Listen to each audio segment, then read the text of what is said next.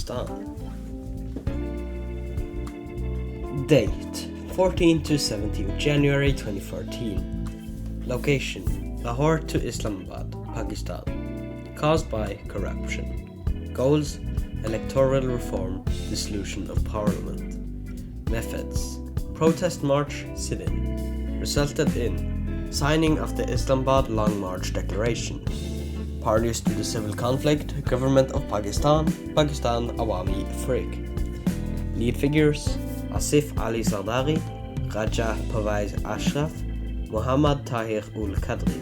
Number: around 50,000.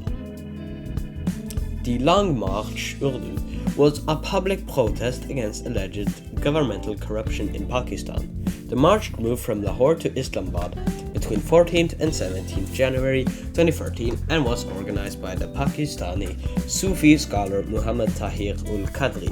On 17th January, the government came for negotiations and struck an agreement which was termed the Islamabad Long March Declaration that ended the protest. Background: further information: corruption in Pakistan. A series of corruption scandals had plagued Pakistan in the years preceding 2014, including a case against President Asif Zardari and former Prime Minister Yusuf Raza Gilani, who was found to be contempt of court. The leader of the Long March stayed in a bulletproof container. As the march culminated, incumbent Prime Minister Raja Pervez Ashraf was also found guilty of corruption in his previous cabinet post as Minister for Water and Power. A general election is due to be held in the spring of 2013. Shortly after returning from self-imposed exile in Canada, where he acquired Canadian citizenship, Qadri gave a speech on 23rd September 2012 in which he denounced the rampant corruption at all levels of government. The speech galvanized demonstrators who were already frustrated with the president's inability to reduce militancy and improve the economy of Pakistan. Goals. The initial goal of the march was to request electoral reforms, such as disallowing corrupt incumbents from standing for election and to bring forward the date for the general election due in 2013. Qadri also called for pre-election interim government to be appointed with input from the country's judiciary and military. The demand for an interim government was met with skepticism because the military's involvement in civilian affairs would set back the democracy that had often been abrogated in the history of Pakistan. The military denied this charge. Upon reaching Islamabad, the goal of the march involved to call the dissolution of the Parliament of Pakistan by 15 January and making President Asif Ali Zardari an ex-president, by staging a sit-in in front of Parliament, a deadline that was overlooked. Qadri also called for the dissolution of the Provincial Assembly and the disbanding of the Election Commission of Pakistan (ECP). Protest March. Due to Qadri's 2010 fatwa on terrorism, there had been concerns from the government that a large rally led by him could be targeted by militants. As such, schools and many businesses on the march route closed and more than 10,000 police and parliamentary troops were deployed throughout Islamabad. Prior to the march, the Muttahida Qawmi movement withdrew because of security concerns. Qadri had collected for a march of over 1 million people, but the media reported that the actual number of participants was more than 50,000. A caravan of protesters left Lahore in hundreds of buses, vans, motorcycles, and cars. Despite government blockades using cordons of frightened containers and barbed wire, the convoy was allowed to enter Islamabad, where Qadri held a rally on Jinnah Avenue, about 2 miles from the parliament. Demonstrators heard Qadri say, "Tomorrow, the injustices will end, and these corrupt people will no longer run the government." This is alright. Don't test the patience of these people. After previously deciding to stop the protesters from staging a sit-in outside Parliament, the government allowed them to go from the rally to stage the sit-in about 500 yards from the Parliament. On the morning of 15 January 2014, the police tried to disperse the protesters and arrest Qadri. Live television coverage showed forces firing in the air, a serious escalation in attempts to control crowds, while supporters of Kadri hurled stones at him. Kadri's spokesman told Reuters the crowd had prevented government forces from arresting Kadri. He said 6 supporters were wounded. Reactions.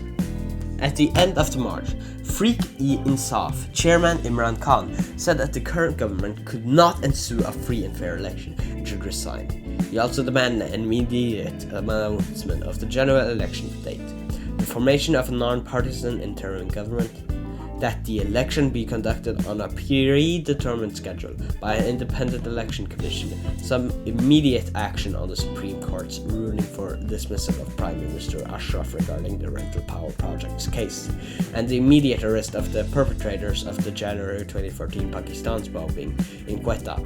He further told his party workers to be patient and wait for his call after a party meeting on 16 January in order to bring change through the ballot box. Khan also warned the government of another long march if the Supreme Court's order were not implemented.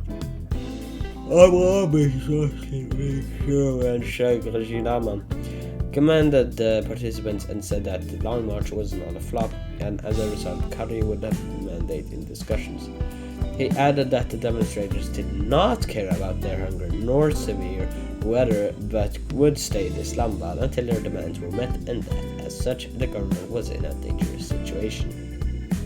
Government of Punjab Minister for Law Rana Sanula said that the people had rejected Kadri's foreign agenda because they had not participated on the scale envisioned to millions of demonstrators, and that as a consequence of this flop, Kadri was extremely despondent.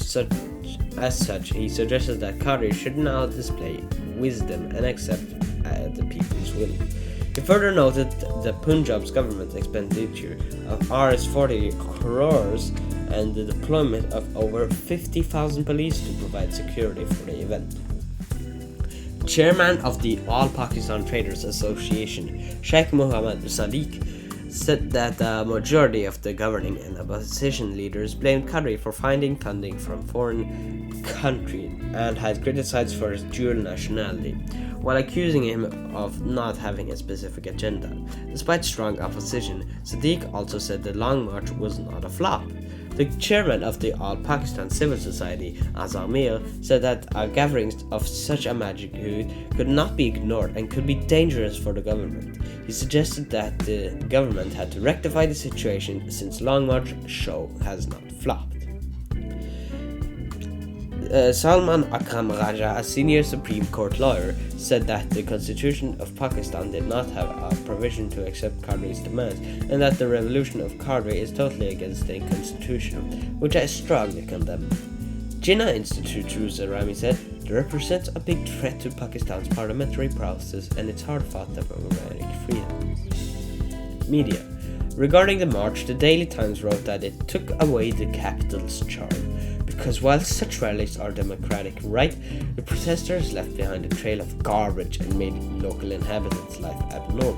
The Frontier Post suggested that a resolution to the conflict could ease pressure on the Pakistan's People Party (PPP), following criticism of its inability to deal with the Tehrik-e-Taliban Pakistan's insurgency and the weak economy. Declaration. The Islamabad Long March Declaration was signed by Prime Minister Raja Parvez Ashraf following the appointment of a 10-member committee to negotiate with Kadri. Kadri accepted the agreement after he issued a second ultimatum from his bulletproof mobile quarters. The government's decision to proceed with the negotiation arose from fear that inclement weather would lead to deaths among those picketing the parliament. The government's negotiation committee was led by former Prime Minister Charpur Sujat Hussain and included members from all parties in the governing coalition, including PPP leader Makhdoom Amin Fahim and Law Minister Farooq H. Naq.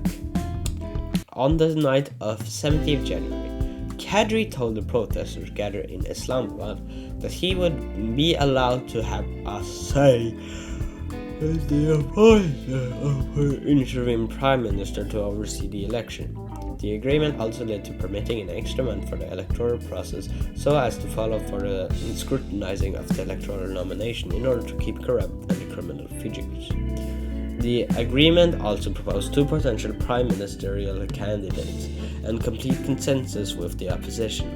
The composition of the ECP would be decided later in a consensual matter, as its member could only be formally impeached and all the parties have given their association to the commission. Specifically, the National Assembly would be dissolved before 16 March, with the election being held within 90 days following 1 month of scrutiny of the nominees. Under Articles 62 and 63 of the Constitution of Pakistan, the treasury branches would coordinate with the Pakistan Awami League to nominate one of 2 prime ministerial nominees. Electoral reforms would entail a focus on Articles 62, 63, and 283 of the Constitution, Sections 77 to 82 of the Representation of People's Act 1976, and other provisions on the conduct of a free, fair, just, and honest election against corrupt practices, and the Supreme Judgment of 8th June 2012 on Constitutional Petition 87 of 2011, Free, Fair, Challenge election campaign expenses and its regulation, which should be implemented in true letter and spirit. Further, all charges registered by demonstrators, notably the female party workers in the country, and the government for a successful end to the protest, and said that it was a model for the world to see. He stated, "It is a day of victory for the marchers and the nation alike.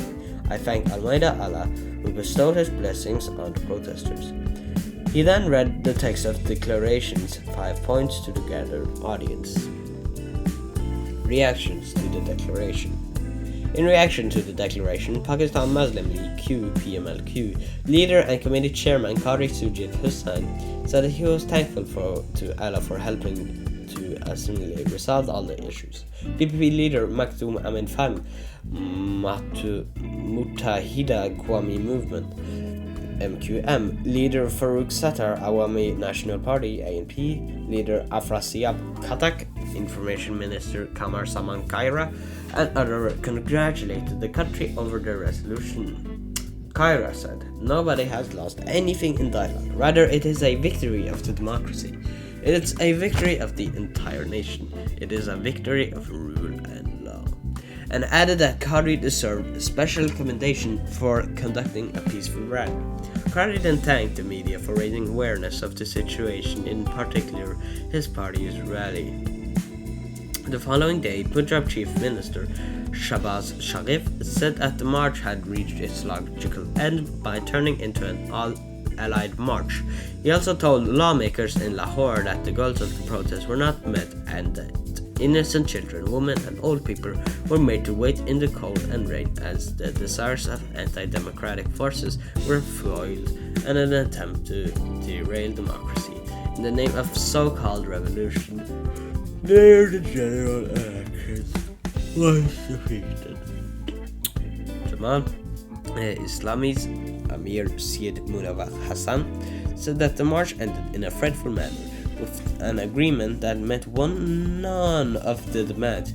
He argued that although Qari exalted the Supreme Court's arrest order for the Prime Minister, Qari then accepted the script signed by the same Premier.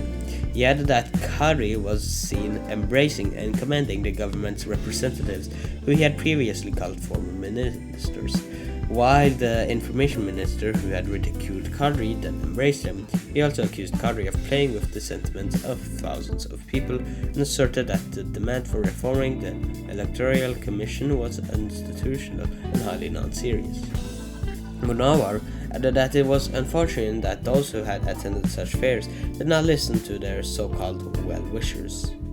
The Federal Investigation Agency (FIA) also closed inquiries into Qadri and its party's funding for organizing the march.